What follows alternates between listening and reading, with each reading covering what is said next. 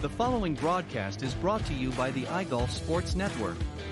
Golf Talk Live is sponsored by the iGolf Sports Network and Golf Tips Magazine.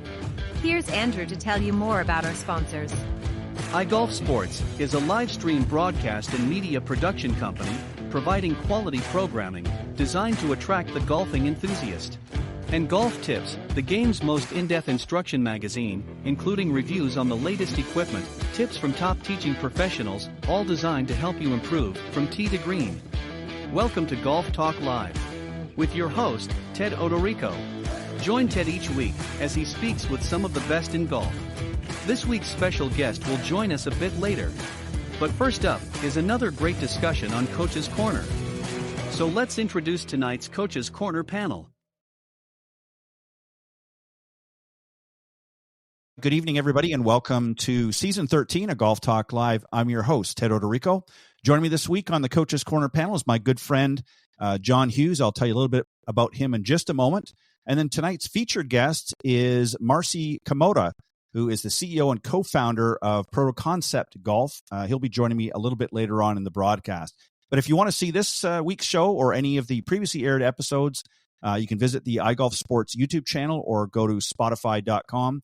And you can also listen to the audio version on Spreaker.com or wherever you listen to podcasts. And don't forget to subscribe to the iGolf Sports channel and get notified as new episodes drop each and every week.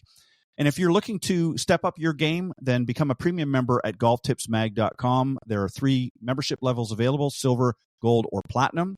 By becoming a premium member, you'll gain access to special content provided by Golf Tips Top 25 instructors. You can also check out the latest golf news, equipment, and product reviews, plus top travel destinations in time to book your next buddy trip. And as a premium member, you'll receive exclusive discounts from our premium golf partners. So register today at golftipsmag.com.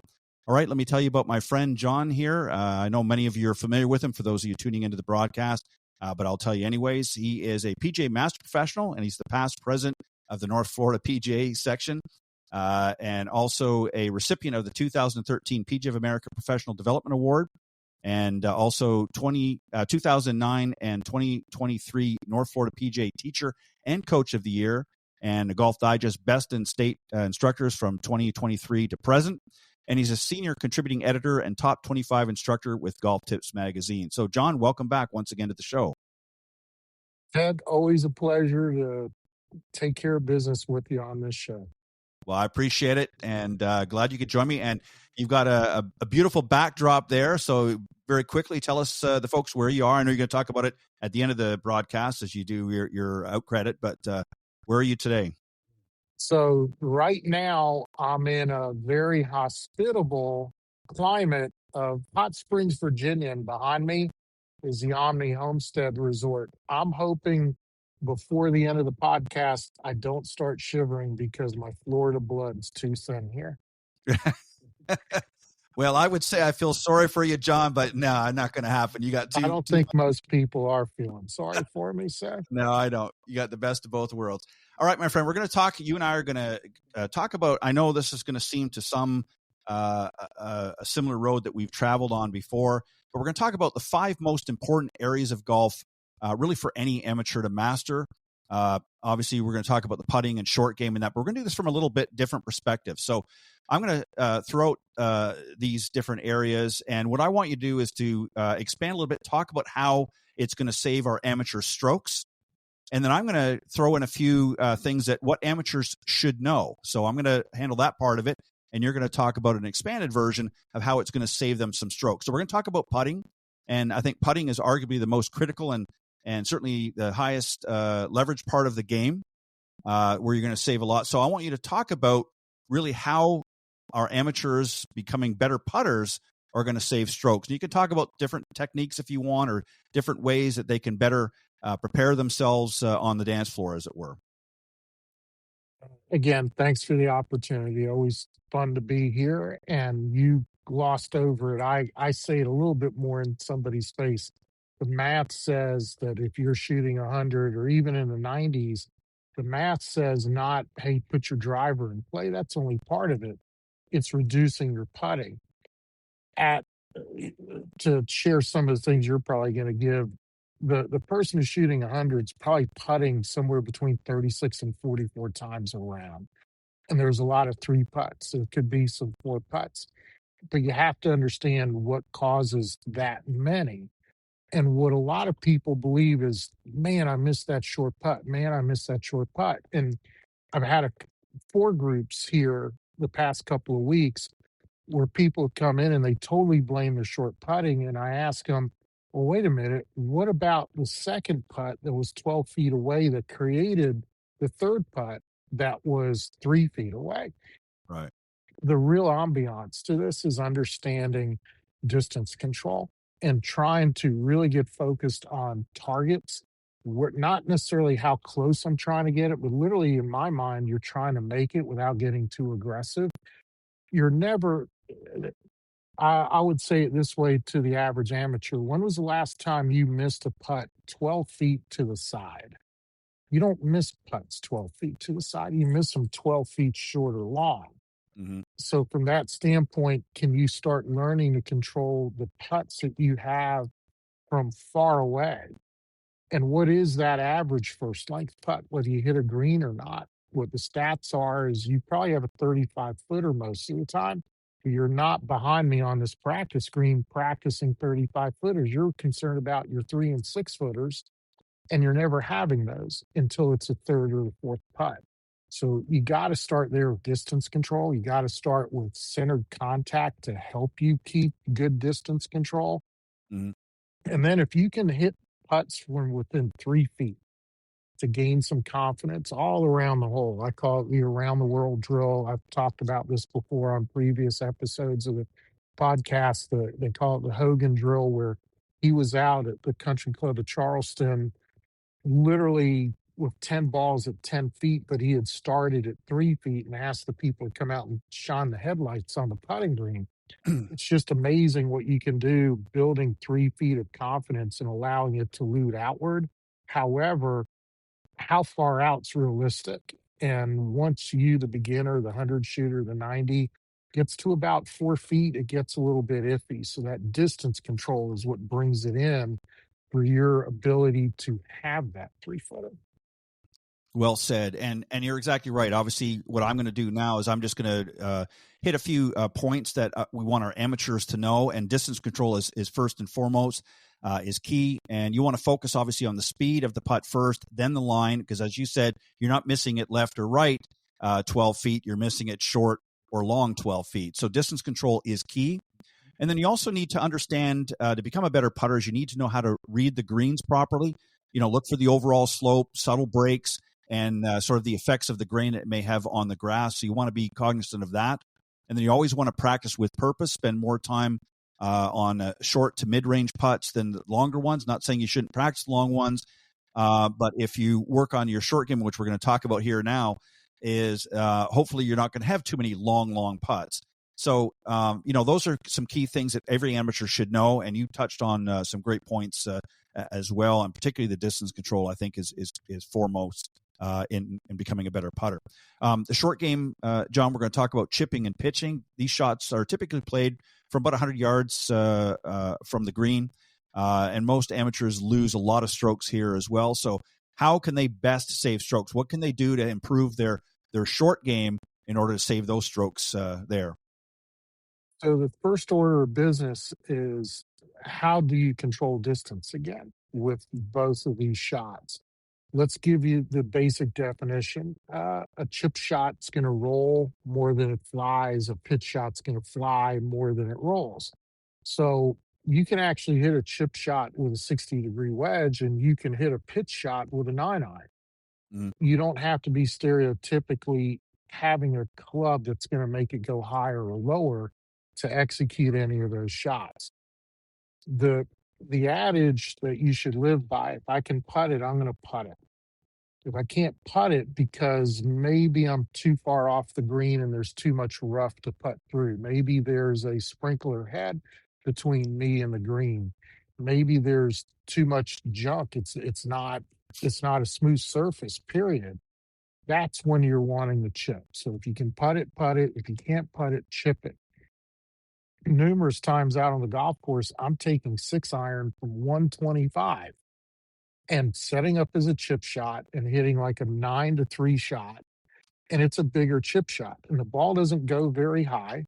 It Mm, lands short of the green and rolls forever. And everybody's like, how did you do that? And how'd you get it so close?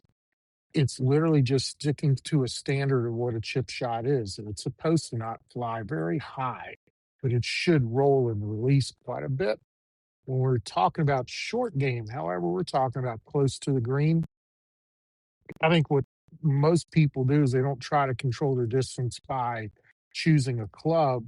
They're trying to do it with their swing, and they're doing it in the wrong place of their swing.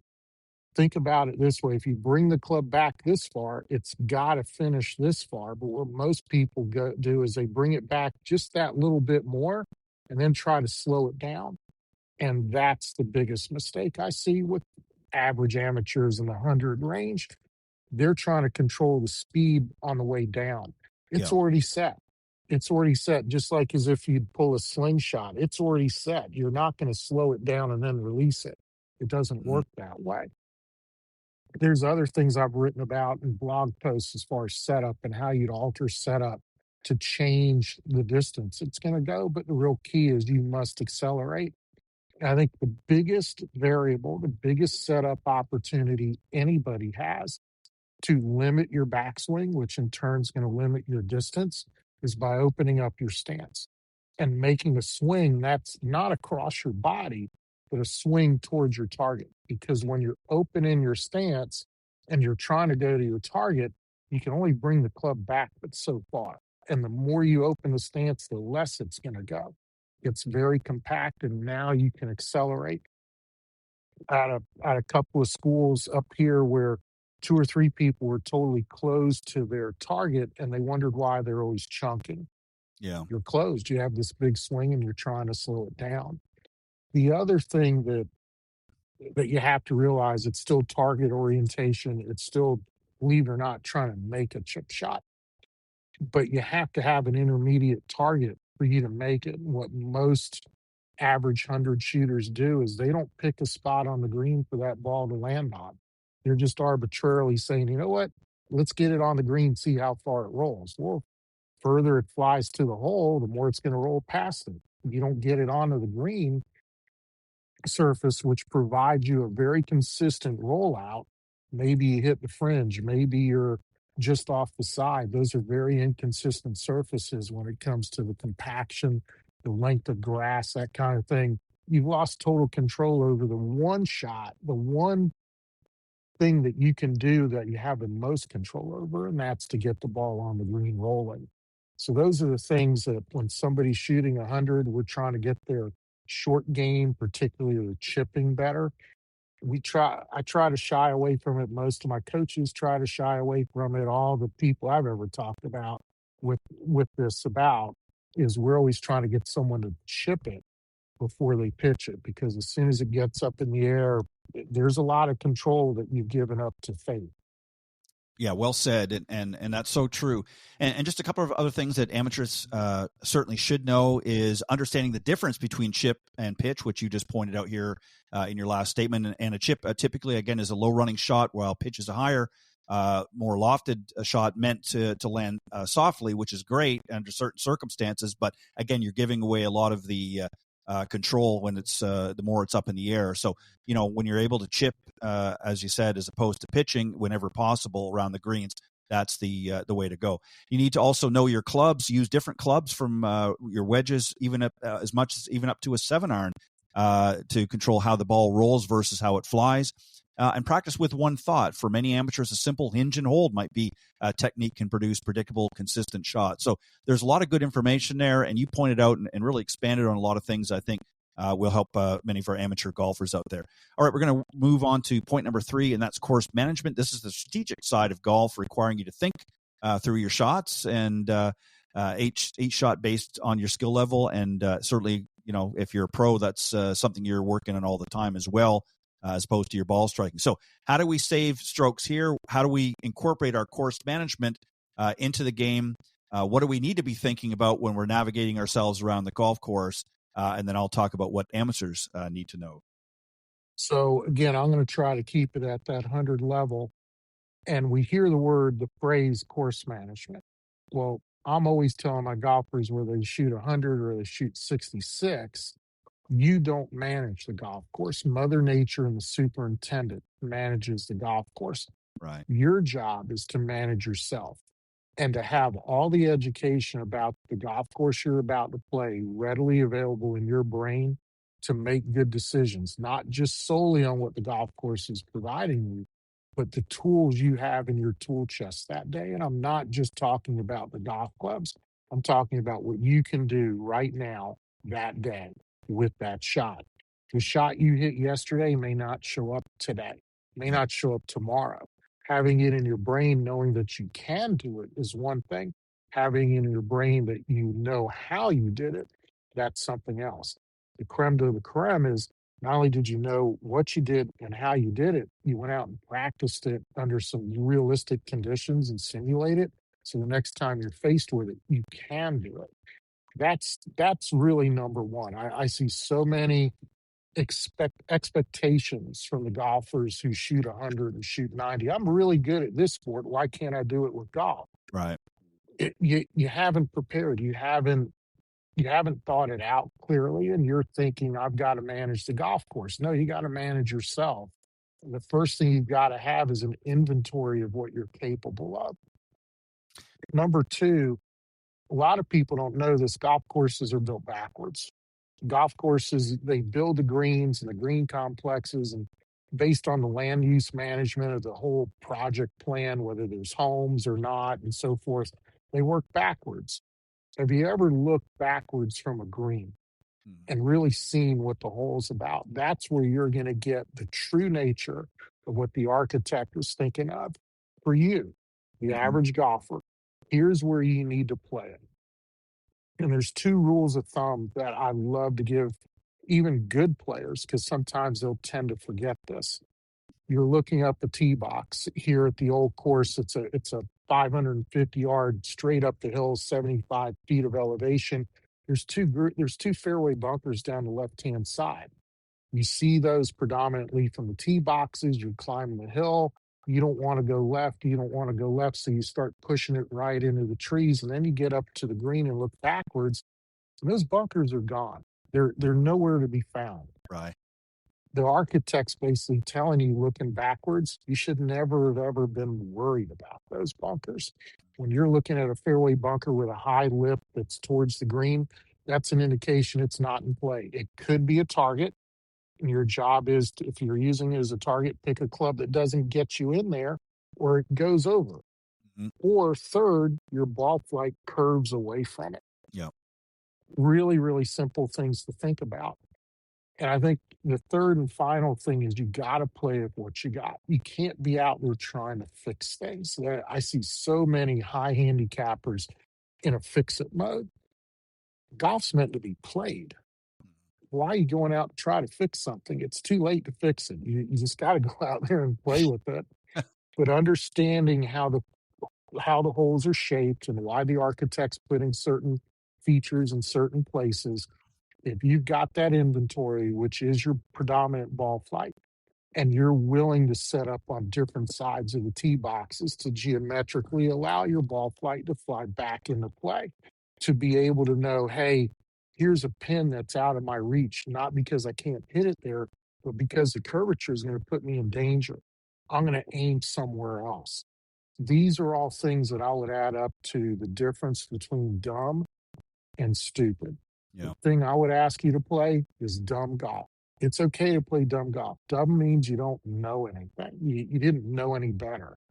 When you've experienced it and now you have the situation again, you decide to do it all over again, that's stupid. You Yeah. knew better. Right. Yes. Well put. And, just to add real quick, and then I'm going to give some of the amateurs what they should know, in addition to what you said, is sometimes that fairway bunker can be your friend. So, it could be a good target. So, as you said, what amateurs should know, though, if they're learning to, wanting to navigate a little bit better around the golf course, you need to know your shot tendencies. Are you more likely to slice or hook the ball? If you have a left to right slice or aim, to the left side of the fairway to account for it. There's a lot of things in that area to consider. Aim for the center of the green rather than targeting a dangerous pin position, hitting the fat part of the green increases, your chances of making a 2-putt par. And make sure always, this is a big one that a lot of amateurs, the old testosterone gets going, play from the correct tees. Using tees appropriate for your skill level rather than ego, as I pointed out, makes the course more enjoyable and manageable. I think those are all good tips to be able to help. Ted, I got to call you out because you do the Women in Golf show. It's not just testosterone that does that; estrogen does it too. Yeah, that's true. That's true. Yeah, you're right. But I'll tell you what, the ladies do a better job of handling it than the men do. I can guarantee you that. Especially I plead the fifth. Yeah. All right. The fourth one here is swing fundamentals, grip and setup and that sort of thing. While many focus on the perfect swing, which really doesn't exist. There's some good swings out there. I think amateurs, just like the great Jack Nicklaus always talked about, he always, beginning of every season, focused on making sure his fundamentals were sound. So how do we save strokes there? And I'll tell you what some things that amateurs should know. I would tell you, you need to obsess and make perfect your setup. That's the difference between night and day. That's the difference between a good shot and a bad shot 95% of the time for the average amateur. Uh, the tour pros obsess about it, and you see that when you're watching television and they're on the range and they've got this alignment sticks out and they've got the measuring devices out and their coaches are there talking to them. They're not talking a whole lot about movement. They're not talking a whole lot about how they swing. They're literally dissecting down to the degree, hey, this curved more because you were aimed to this side or that side more. Your top hand position is real critical. I got a shout out to Ian Mucklow up in Canada. He's doing a tremendous job researching grip and grip pressure.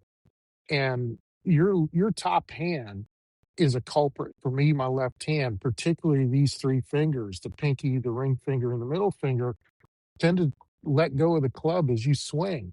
Mm-hmm. Can you work on more dexterity, more grip strength that's in the fingers to where when you're at the top of your swing, you're holding on to that club more securely? What Ian's finding out is you let go of the club throughout the entire swing, where a tour pro is steadily gaining more security to where at impact it's totally secure. Mm-hmm. So from a grip standpoint of view, is it in the fingers? Can you hold it in the finger versus the palm of your hand? There's more security there. But if you're not used to using the top hand because that's your weaker hand, I would tell you it's not just the placement. You've got to start working on these three fingers, getting a little bit more dexterous, a little bit stronger so that can happen. The other thing is ball position. When people tend to aim incorrectly, and that's probably the number one priority I give everyone. It is the number one priority I give everyone. Ball position can suffer when you're misaimed. What I see with the average amateur, no matter which side of the ball they're swinging from, they'll tend to put that ball position way forward.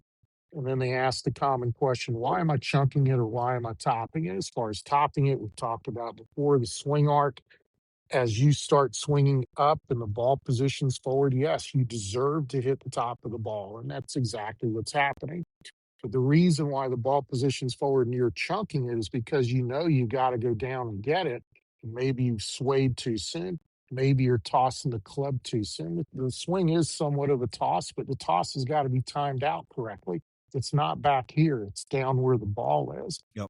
So that ball position is critical. Make some practice swings. Let the club brush the ground. I bet you it brushes the ground in the exact same place every time. That's where your ball should be. Yeah. Yeah. You got to find the low point in your swing. Otherwise, you're not going to make good, solid contact. Just some other things that amateurs should know, and you talked about this very well. Need to learn to master the grip. Find a grip like the interlock, overlap, or 10-finger grip that works for you and provides the best club face control, because that's what it's about, is controlling the club face. Also, maintaining a proper posture, keeping your spine angle constant throughout the swing. You don't want to start standing up or slouching down as your swing. Consistency is by far more important than power. Focus on hitting the ball solidly first, and distance will come later. So those are some things in addition to what John just talked about that we want to keep in mind. And the last one, John, is the mind game and attitude. Golf is much more a mental game as a physical one. Many amateurs' attitude directly impacts their performance and enjoyment of the sport. So how can we get our mind right to save some strokes? And then I'll give some final thoughts on what amateurs need to know. Two things come to mind right away. The amateur who cares so much that they may be caring too much. And when you're carrying that amount, you're trying to be as good as you can be. And the slightest little error can just totally ruin, or what you believe to be ruin, an entire round. Let's back up a second. The fact that you care is fantastic. How much you care, if you're caring too much, in a very comical but a very serious way, I always ask somebody, wow, golf must be really up high in your priority list. What is it? A? Is it number A or is it B? Because there's a lot of other things that I have in those A or B places, kind of thing. Family, my business, my faith, whatever it happens to be. Mm-hmm. So setting your mind right from the beginning is not that you're caring too little, but believe it or not, you can care too much. And that typically causes the tension you feel as you swing, and is one of the culprits of your bad swings or the bad results. So you got to really level.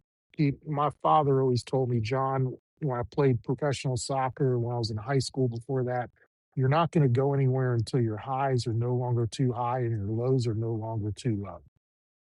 And it's got to be leveled out. And that's what I try to do on course, not necessarily at the range. I'll let somebody get a little frustrated because it's a laboratory. You can try a few things and experiment. And it's okay to get frustrated there. But on the course, you've got to be your best friend. And if your highs are too high and you're carrying too much, then you know what? You're going to have to learn from that mistake. The second thing I see as far as mindset is, are you prepared?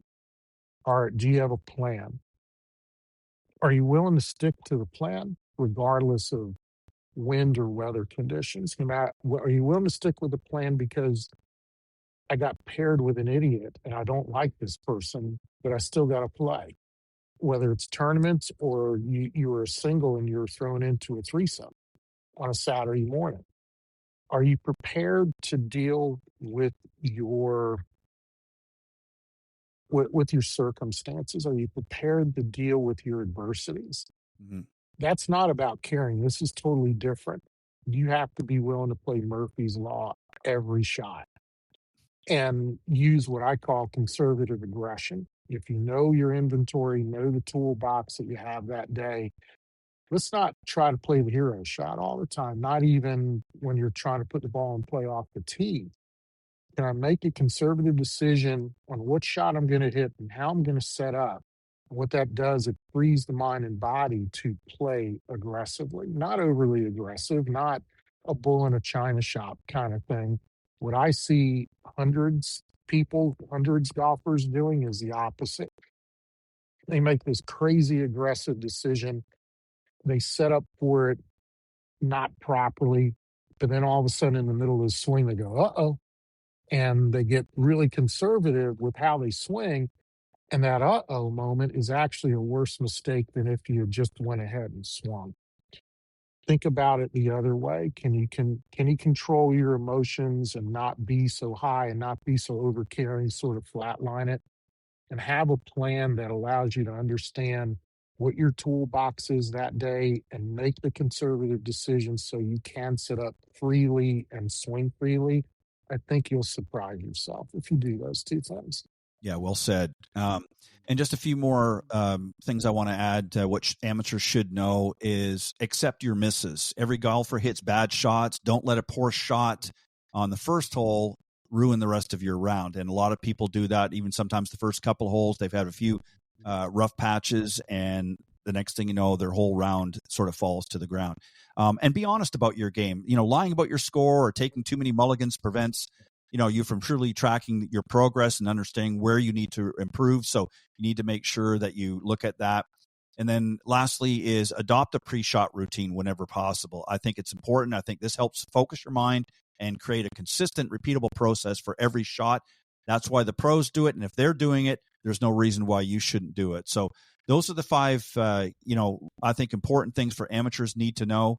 And I think it's, something that if they continue to focus on those instead of just worrying about trying to make the best looking swing all the time. Who cares what the swing? I mean, everybody talks about Trevino's swing, Jim Furyk, and several others. They didn't have the prettiest swings out in tour, but boy, they sure did win some tournaments. So, great. Do you want to be functional or do you want to have great film? Right, exactly. Yeah, the film looks great, but the score sucks. So who really cares, right? I mean, that you're not out there shooting YouTube videos, and if that's what you're out there doing, then great. But if you want to become a better golfer, then you have to follow what we've been talking about here tonight. So John, as always, great discussion. I know it's getting dark there, so we're going to have to wrap up. Isn't it beautiful though? Oh yeah, it's beautiful. Got some beautiful lights in the background, and I can still see you, so we're good. But thank you as always for joining the Coach's Corner. As always, I'm going to give you an opportunity to let the folks know how they can reach out, and if there's anything quickly that you'd like to plug as we wrap up. Yeah, let's start with the plug because the topic tonight couldn't have been more apropos. Literally, I'm within 48 hours of publishing my first book called Instant Golf Improvement. And there's actually 6 things in there, and we covered 4 of them tonight. It's a really good read. It was written out of frustration. My frustration is people come for a lesson and they don't practice afterwards. Yeah. And they come to the next one thinking I've got magic dust. And I've always said that if I have Cheech and Chong's magic dust that makes the reindeer fly for Santa, I wouldn't be here with you. I wouldn't be helping you. Right. And it just got to the point I'm seeing over time the evolution of generations that love golf, but they're not putting in the time. So what Instant Golf Improvement's about is 6 things that if you change your attitude, if you change your heart direction about golf and just apply some things without practice, you've got the possibility of experiencing that instant. And I'm hoping people will take to it realistically. It's not meant as a panacea. It's not meant to the cure all. It's more meant to, hey, this is for you because this is what you're showing me on the range.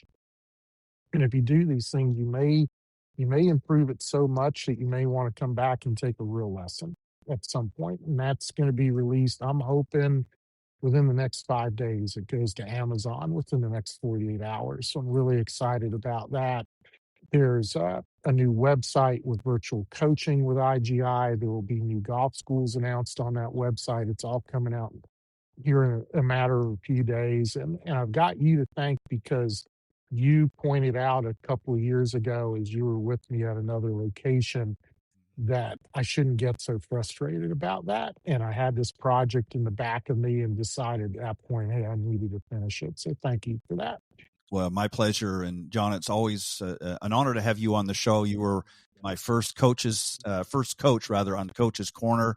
You and I have been through this journey as well on the podcast for many years. And I appreciate all of the encouraging words that you've given me as well. And sometimes even a few verbal spankings along the way. So I appreciate that. And yeah, exactly. But no, you've done a great job. I'm excited. So how can the folks, if they want to reach out, how can they get in touch with you, John, and whether it's to take some lessons or to get more information in general about what you're doing coming up?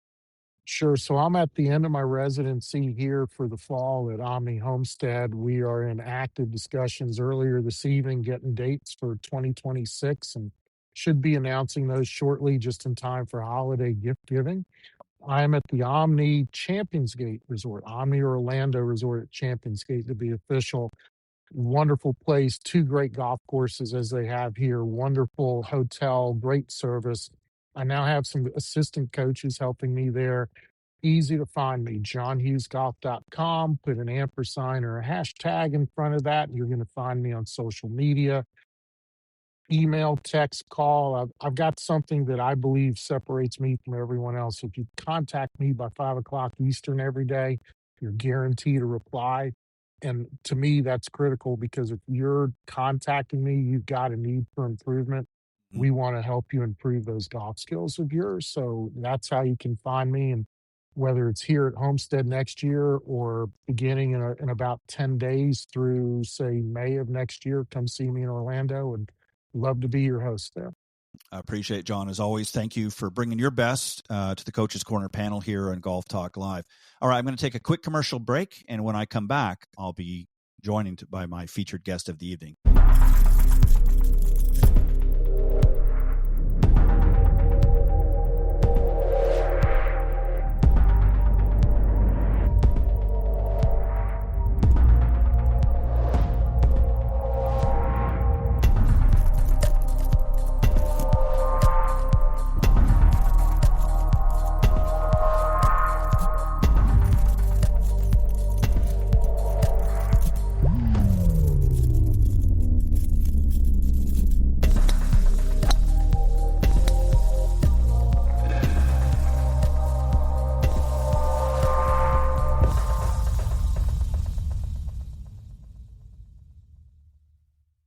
Improve your putting with the Alignment Ball Marker, a revolutionary new in-game putting alignment tool and ball marker. Its patented design allows you to read your putt and adjust your alignment at the same time by using your putter, which improves your accuracy and makes the process of putting faster. 100% legal according to the USGA, by their definition, permitted under the rules of golf. Winner of Best New Product at the PGA Show and only $9.99 on Amazon. And it's also completely customizable for any golf event or as a promotional giveaway. Order at alignmentballmark.com.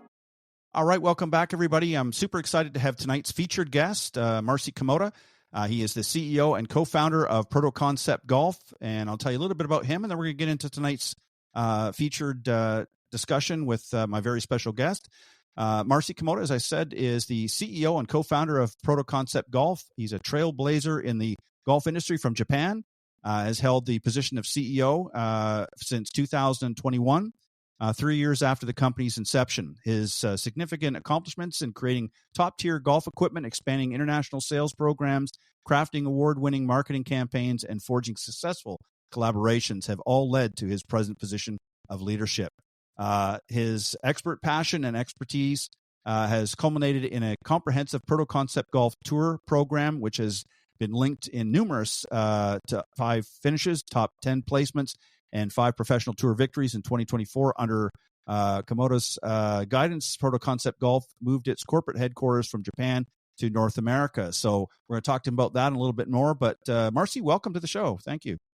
Thank you so much for the having time. And then it's good introductions. It's more than what I expected. Well, no. I'm always about interaction. So it's a pleasure and an honor to have you here. And I'm really excited to learn more. So what I'm going to do is do this. Yes, sir.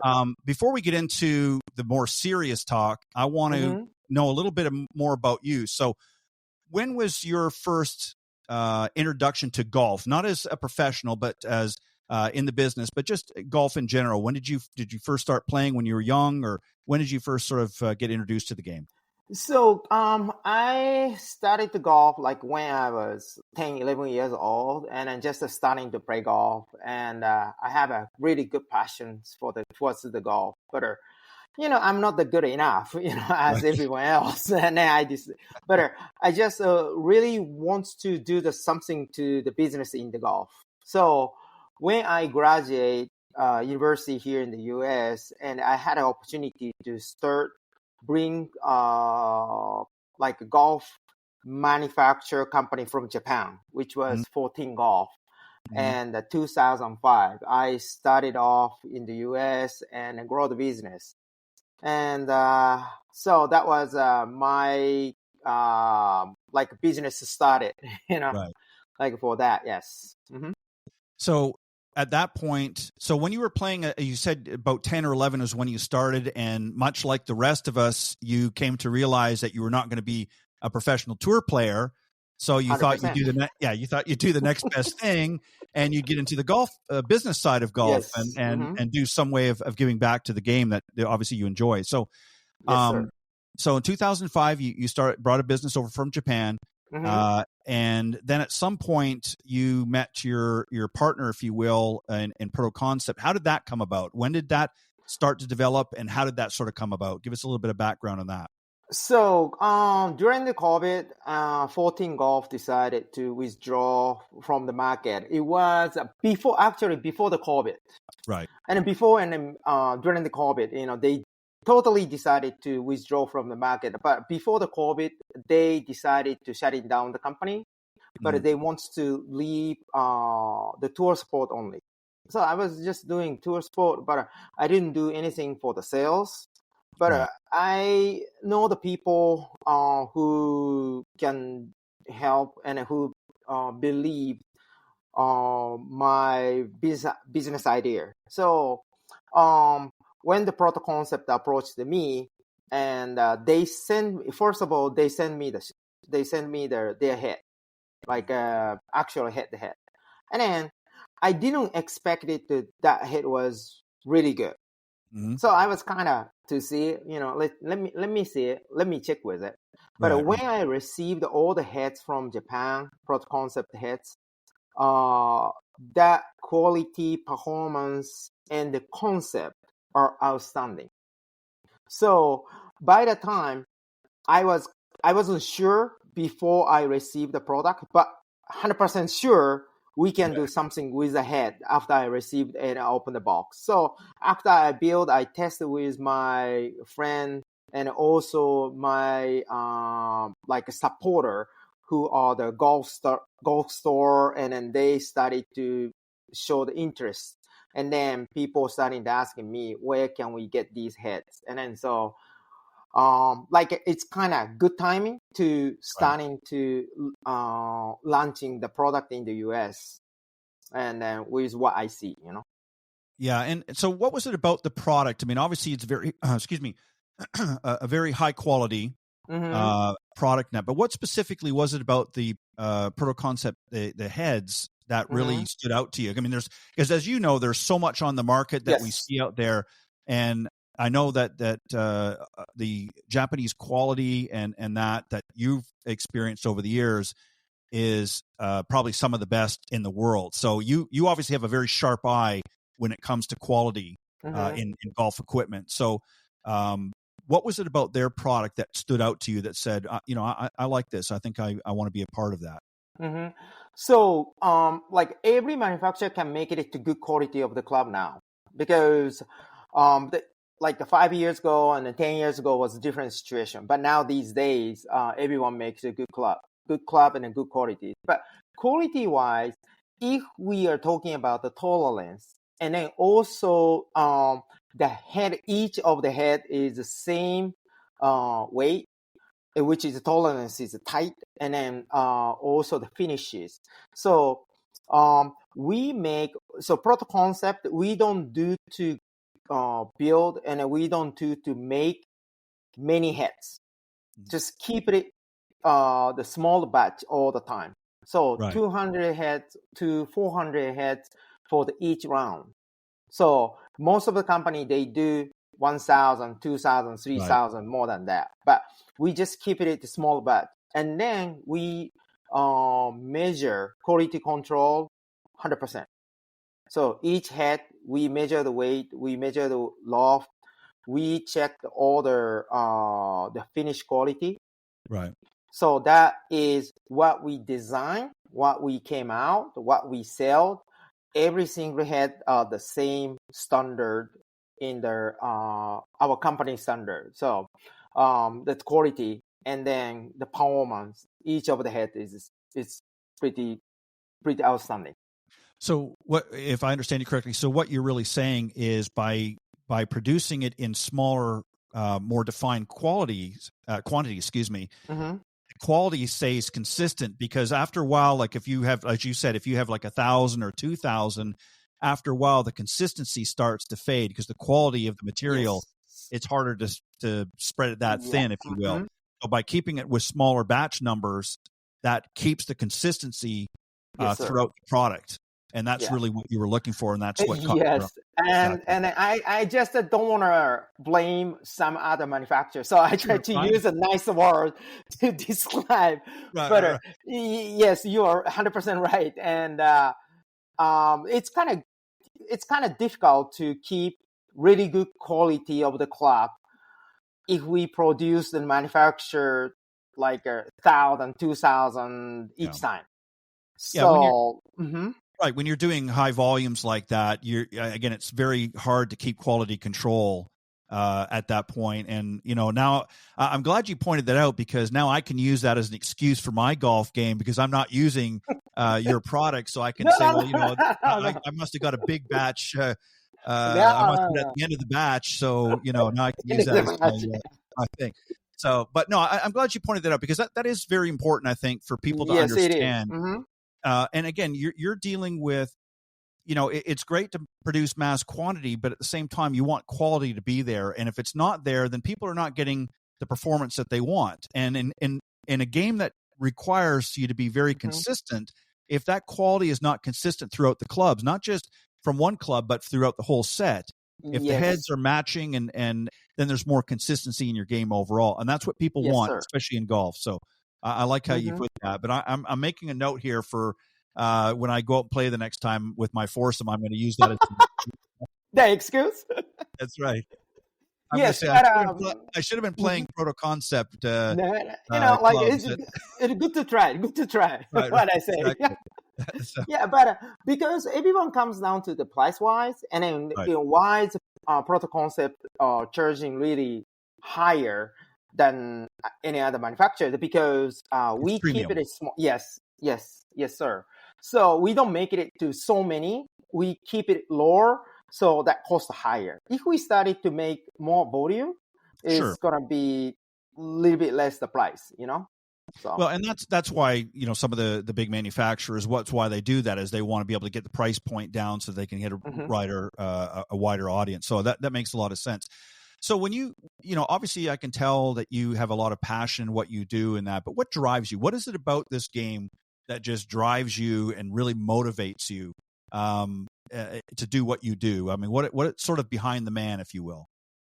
That's the short answer is this talk.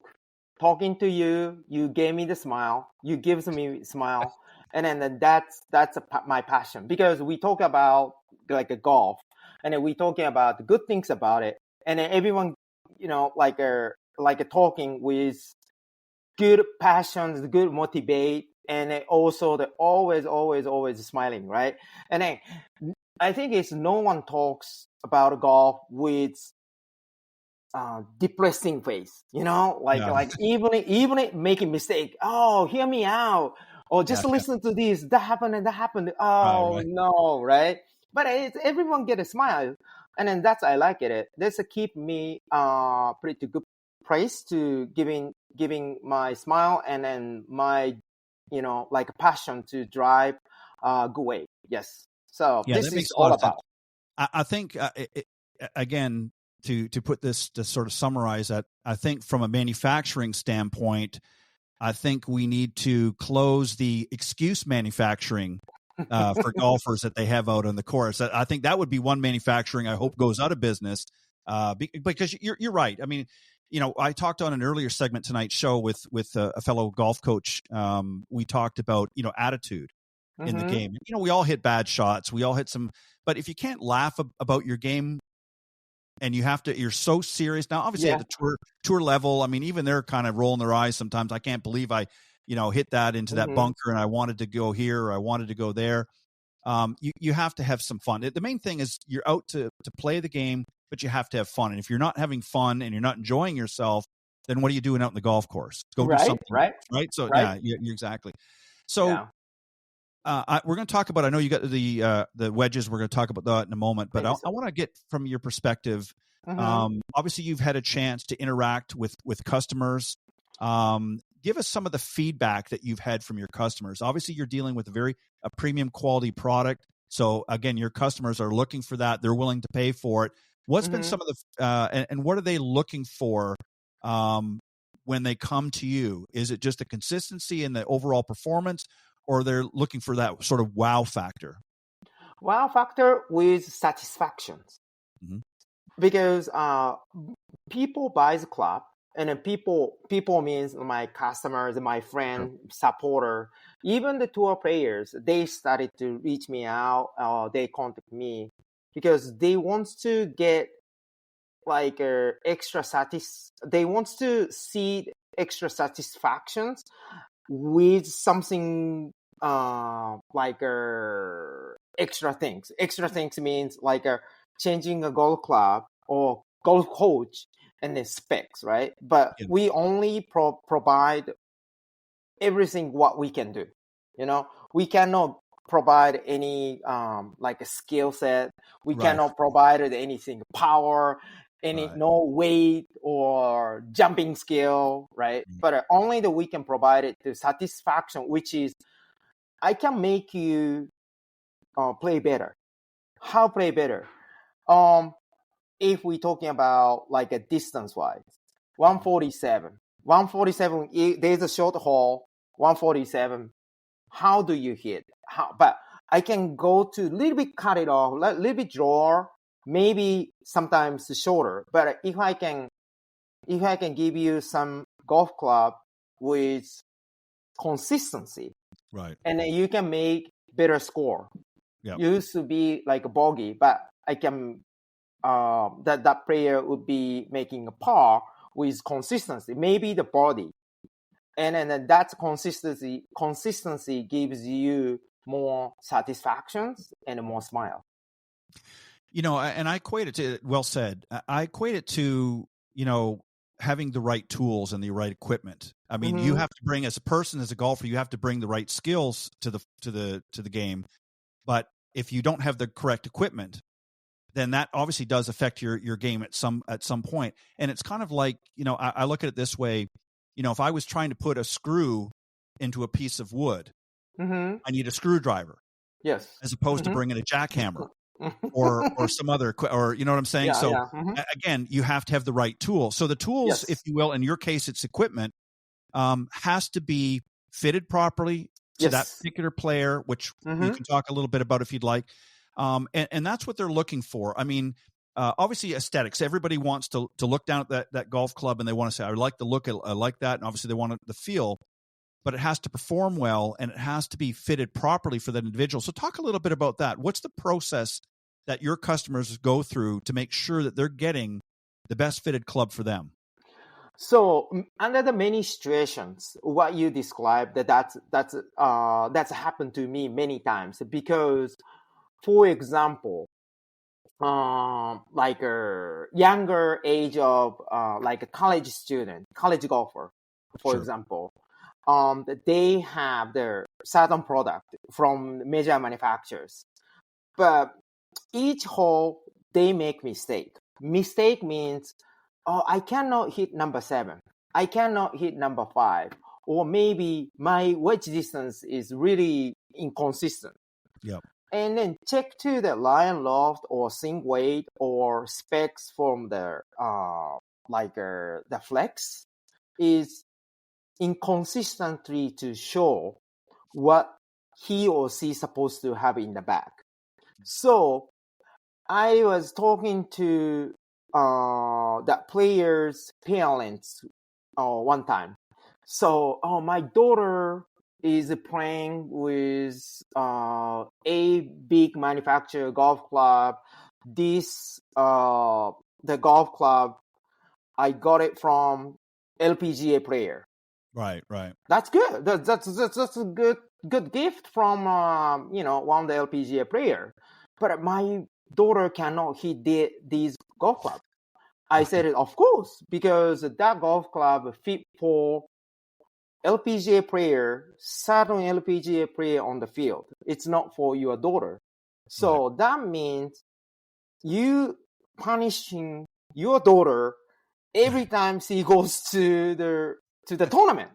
Right. Because you believe the equipment, but you didn't believe your daughter's skill, right? Because basically, I got the Michael Jordan basketball shoes, but I cannot make it a point because I wear the size 9, but he wears the size 14 or whatever, right? I cannot jump it, I cannot walk because of the size is different.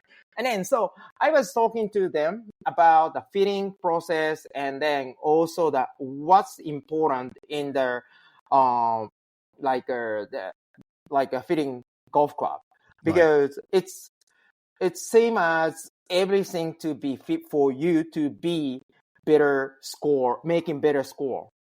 But I usually starting to talk to the players or parents, and I said I don't push to sell at all.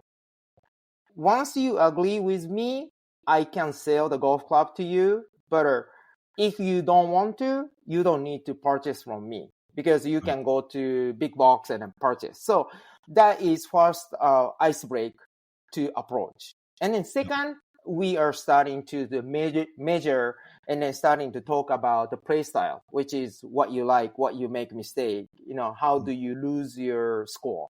Mm-hmm. So that is the next step. And then just try to make it to flex and then length and line loft.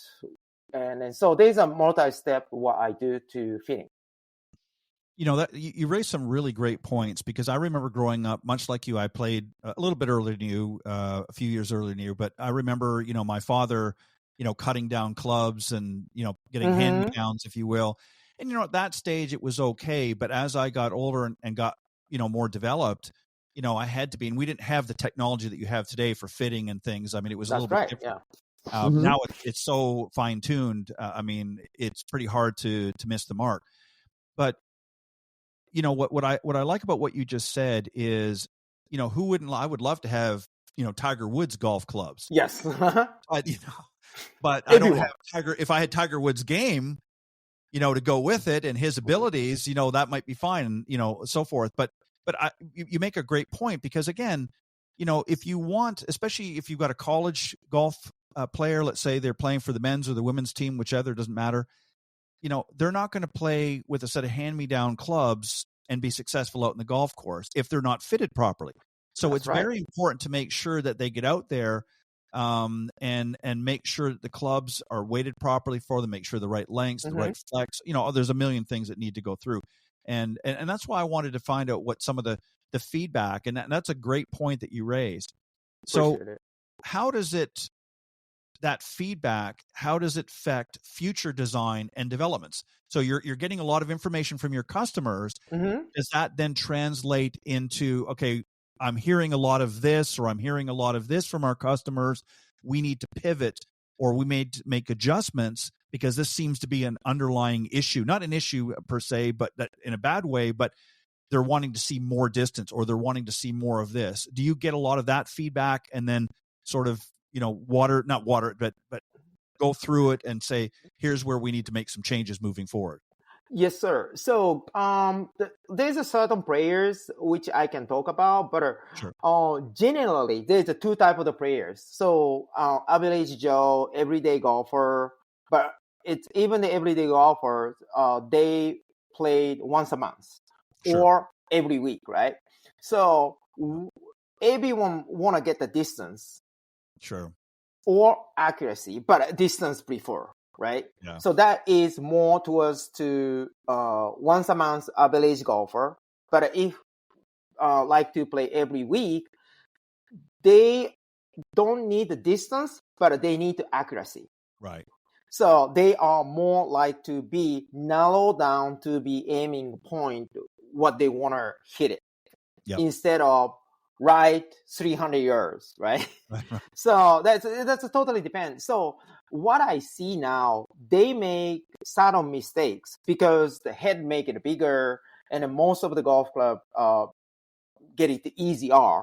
So that's depend on the what's players' perspective, and then what they wants to change, or what they want to see it. So that's kind of, I cannot give you subtle answer to one directions. Sure. Right. No, I got it. there's a two different type of the players. It's a very broad spectrum. Yeah, it's a very broad spectrum. I get it. Yeah, I just wanted to maybe just get a general overview. And I realize every golfer is different, and every level of golfer. I mean, obviously the tour levels, they've already got the distance, so they're not really needing per se a big push on the distance. They're more is obviously consistency and I think it goes back to the point you said earlier, is not so much inconsistency in striking the ball, but consistency in their equipment. They want to know when they pick up this club that this is feels the same as this club, even though it's got a different loft and lie angle.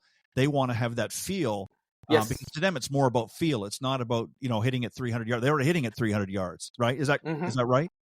You're 100% right. So right, because I'm talking most of the players when I speak with, I would say maybe you might lose your distance in the iron, but 5 irons goes to if I say 8 iron, you used to hit 165, but with my spec, maybe you might hit like 155. You might lose 10 yards, but like a window is gonna be smaller, and then mistake and then tolerance is gonna be tight, which is Right. mistaking the tolerance. So which one you like? And then because always if you want to hit it 145, 150, I can give you certain club, but it might be shorter. It might be shorter means you used to hit a number 8, but now you need to number 7. Right. But I give you better score or making I can give you the more better making score. Right. What you're doing basically is you might be trading a little bit of distance, but you're getting a tighter disbursement pattern. Yes, disbursement pattern. I know that's what you were looking for, because that again, that goes to the consistency, because one of the things that we see with a lot of our amateurs is they're spraying it all over the golf course. 1 minute they're in the right rough, the next minute they're in the left rough, maybe in the trees next time, and they need to tighten that down. So really, I always say to a lot of my students, and have for years, is I would rather you hit it 150 yards straight, and hitting it 200 yards, and you're, left, right, and all over the place. 100%. Right? I agree with you. And that's what the tour players understand. I mean, again, obviously they're at a different level, but they're essentially, we're all human. We're the same thing. We want to play our best. We want to get out there. So they have to make sure that their equipment it fits them correctly, and it gives them the performance that they're looking for. And if you ask most tour players, if they can get a few extra yards out of it, great. But they're really looking for is they know that their accuracy has to be spot on, because it could be the difference of 10, 20, 100,000, $200,000 in an event if they're all over the place. So again, it comes down to what's the priority. So the tour players, their priority is more, they want that tight disbursement pattern. The amateur golfers, they just want to get more distance. Is that pretty accurate? It is, sir. And also what the tour player wants to, and then they want to get an extra forgiveness, right? Sure. Under the certain pressure, because when we play golf, I'm the amateurs, and I played once a month, and if making body on the pad, I get the nervous, and then everyone does. But it's par pad is different feeling, and then bogey pad is make it easy to make it a bogey, right? Yep. And then if you hit it down in the middle of the fairway, it's pretty good shot, and it comes to the like 120, 130 yard, and I try to make it to something a good shot, but making mistake. But if we have something forgiveness in the shot, which is head is easier to transaction to make it to contacting the ball, or something to be, I make it a cut, but it's cut, it doesn't go to right. It's going to be little bit baby cut.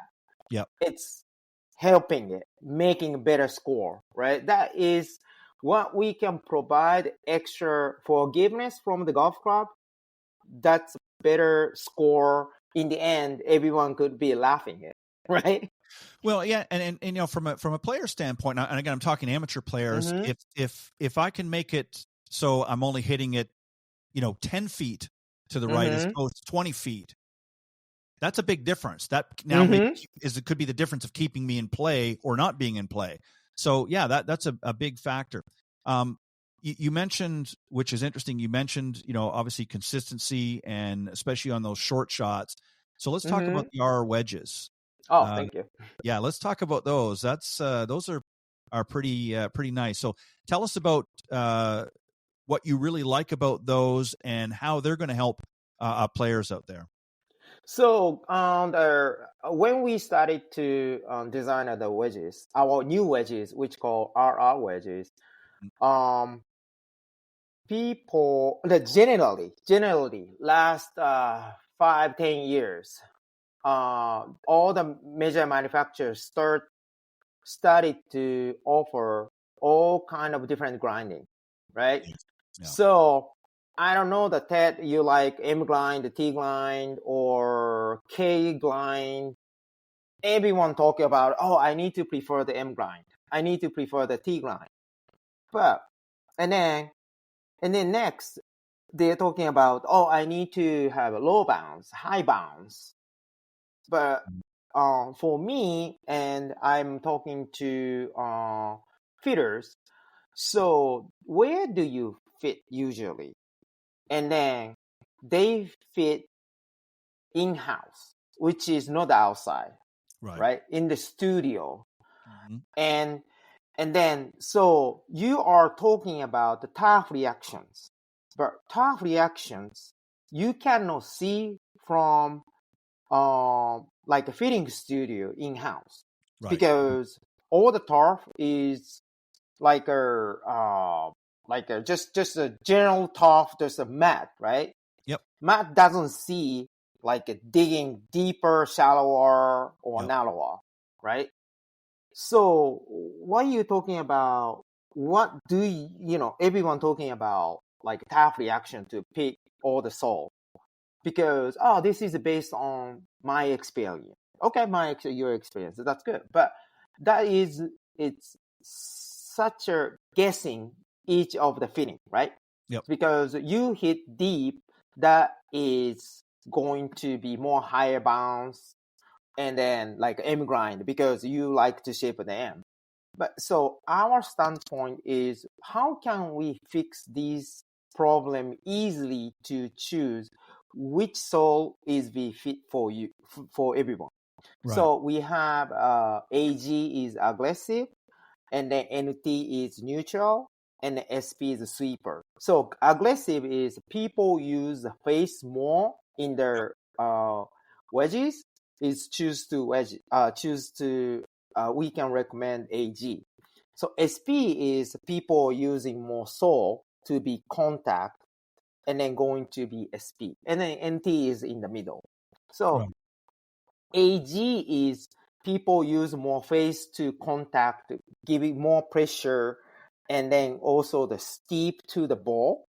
So that is my swing, right? Yeah. So easy to this, you might be fit with AG sole choices. That is so that choice is more swing pattern instead of the what you like to hit.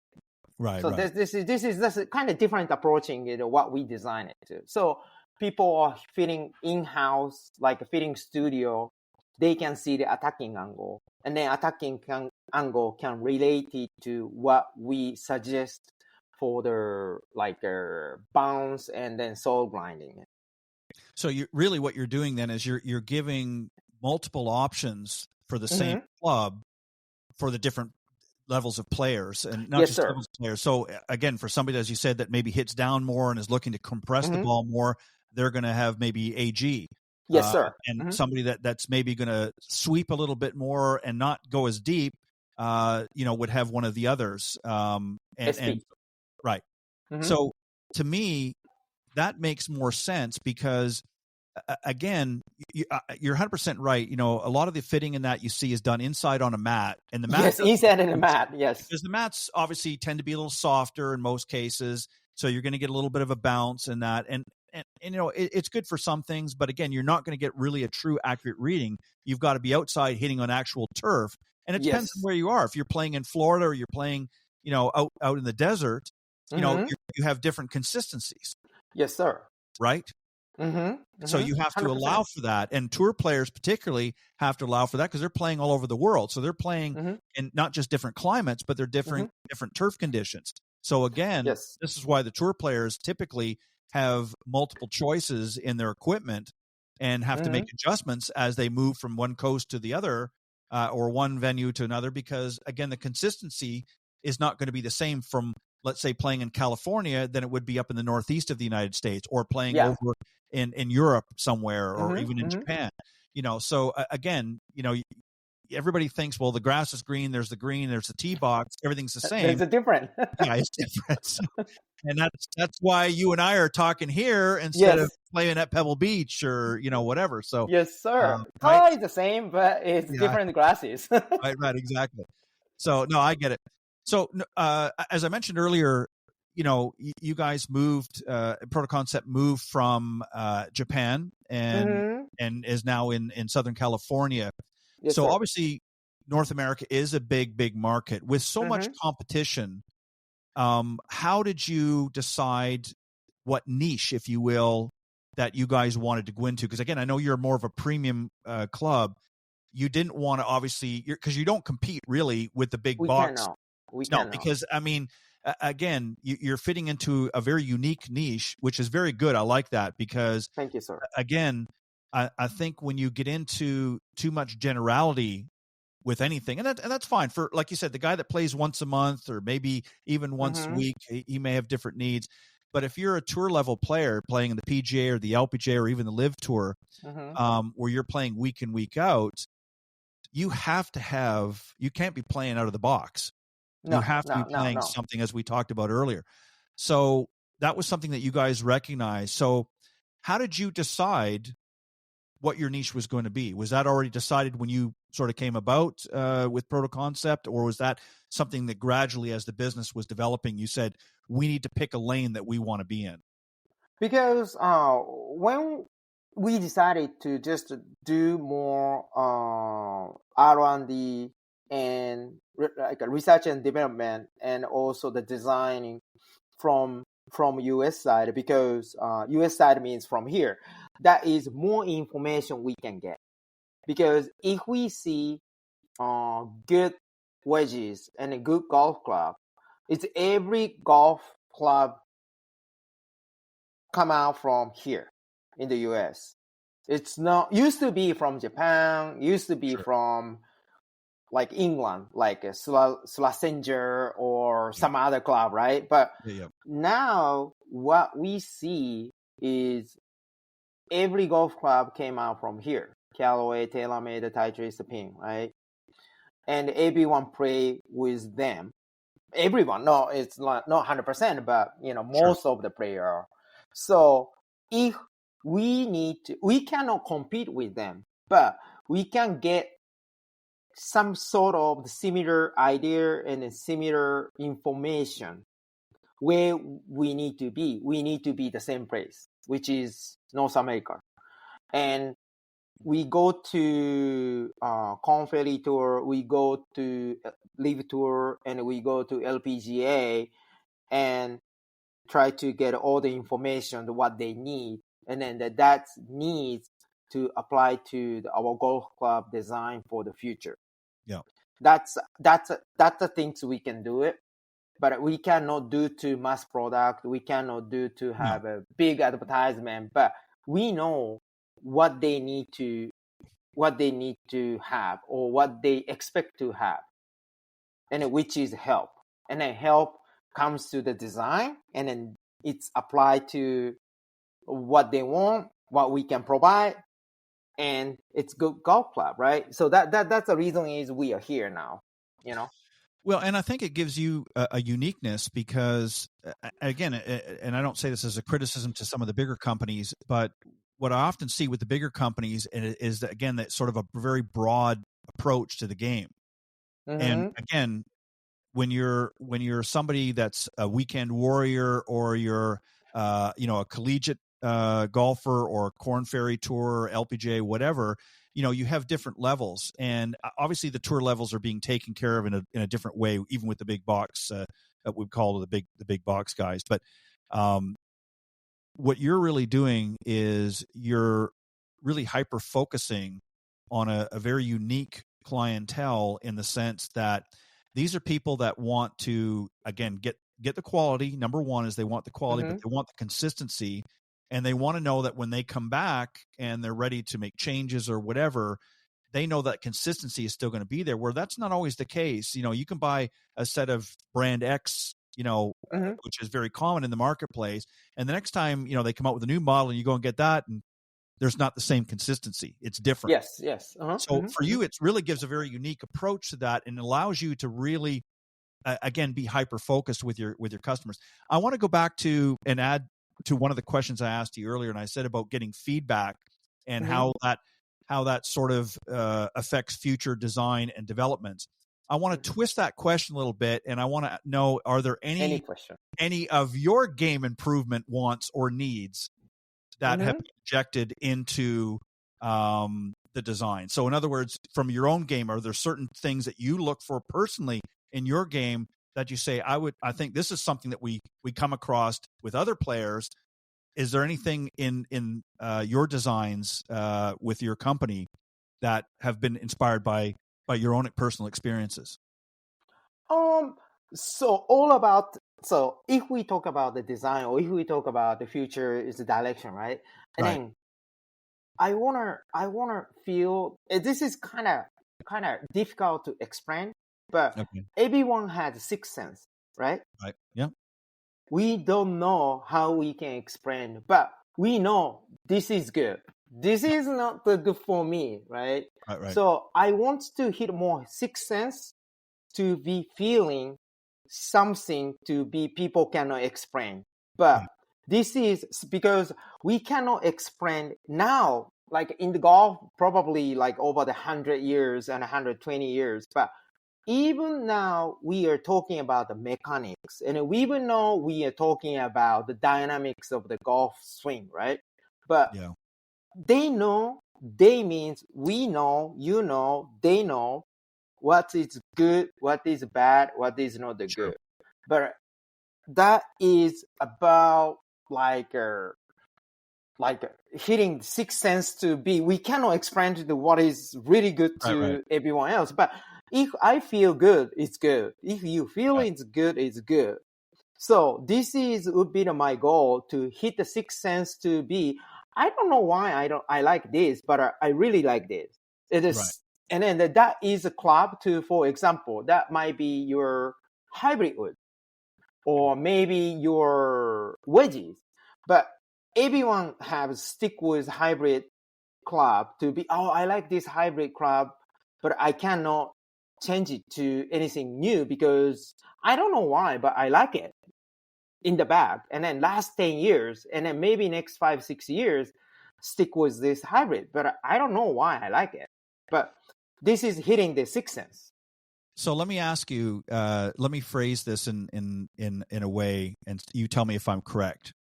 So really what you're saying to me is you're trying to appeal to their emotional side as opposed to their physical side. In other words, it's all about feeling, not just feeling with the club in the hand, but a personal feeling. In other words, you're hitting them almost at an emotional level and saying, I like that club because it feels good. It does what I need it to do. And obviously it looks good too. But so is that what when you're saying sixth sense, is that what you're really talking about? It's developing an emotional attachment to that equipment because they're happy with how it's performing for them. Yes. So guys, it came down to the satisfaction, because I believe that this fitting is 100% right, 100% correct, and then it works well. But I make it to this same weight, same specs with different manufacturers, but doesn't feel right. Sometimes that happen, right? Right. But this is right because I spoke with Marcy, or I spoke with this guy, and then that make it to better golf club. And then that is probably head quality or something to be it's a good assemble or right spec to be set it up. But we can describe all the numbers, line, loft, whatever. But one of the point we cannot explain, which is satisfaction. I like this stick. I like this club, but I cannot explain it. But this comes down to be brand loyalty. Sure. Yeah. In the future, because I like people said I like Callaway because I cannot change from Callaway because I don't know why I like it, but I like Callaway. right? This is more a certain car. It's like, I've driven a Toyota or I've driven a, Mercedes or whatever. Yeah, and I get that. And it's funny because I know people that have gone into a pro shop and they'll look at a club and just by the looks alone, they'll develop an emotional attachment to it. They'll say, I like the look and the feel of this club. I don't know why. I just do. I don't know why. They'll pick up the one next to it, which is very similar. I don't like that one. Yes. Never hitting either one of them. Like these, right? Just these. It's almost like, and I know this is getting a little philosophical, but it's almost like in a relationship, you meet somebody right away, there's a certain chemistry. Yes, sir. And then beyond that, you develop the relationship and so forth. Your equipment is very much like that. There's certainly a visual appeal right away, but then what you're doing is you're taking it a step further. You're saying, okay, well, I'm going to help you to get to know my clubs a little bit better. I'm going to find out what it is that you're looking for, what you need, and how I can best provide that to you so that when you go away from here, it's not just, hey, you got a great looking set of clubs.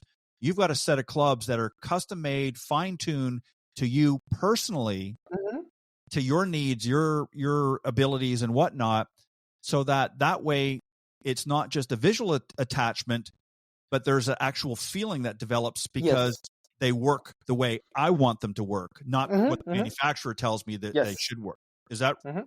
That's right. That's why what I say comes down to my fitting, because if you used to hit number 7, 167, 165, but my 7 would be 157 all the time, right? Losing 8 yards, but it's going to be 157 all the time to spot it on, consistency. But I didn't change my swing, but I don't know why it can go to, but I feel this is my club. This is my stick, right?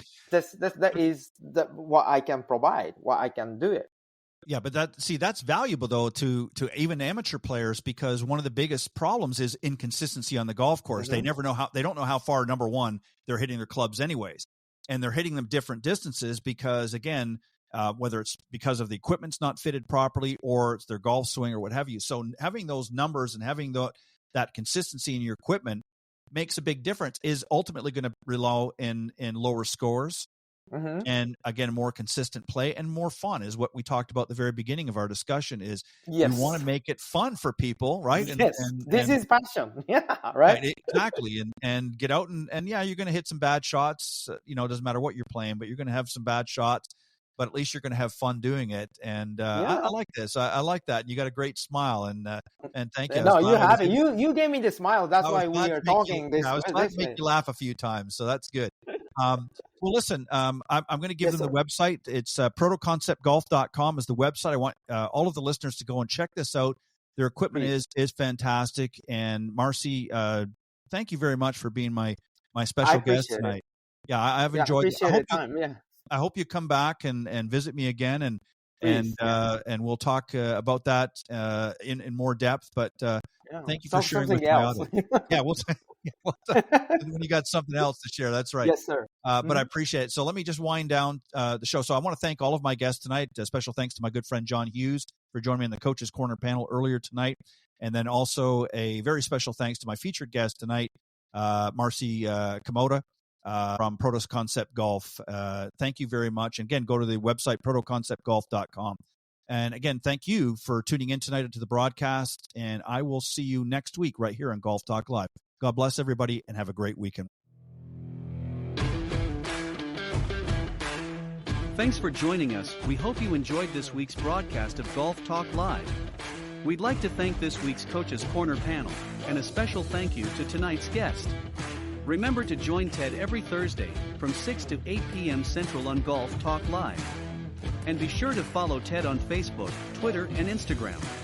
If you're interested in being a guest on Golf Talk Live, send Ted an email at ted.golftalklive@gmail.com. This has been a production of the iGolf Sports Network.